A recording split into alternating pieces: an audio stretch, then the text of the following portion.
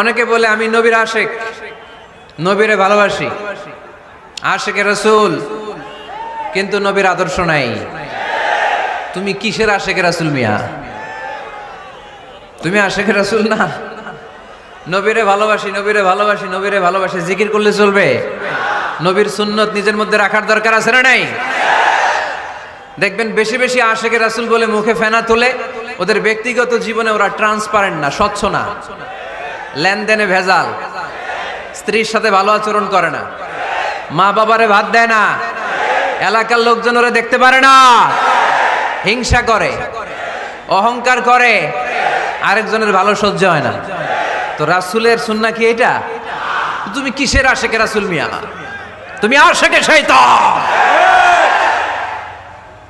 আশেকে রাসূল হতে হলে তোমাকে তো রাসূলের আদর্শ ধারণ করতে হবে।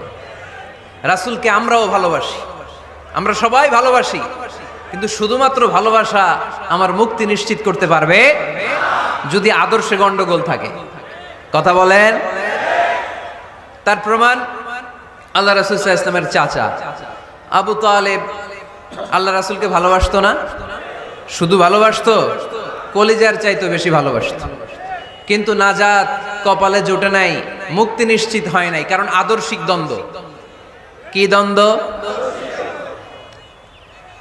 জন্মের আগে প্রিয় নবী বাবা হারালেন, 6 বছর বয়সে মা হারালেন, 8 বছর বয়সে দাদা হারালেন, এবার আছে শুধু একজন চাচা।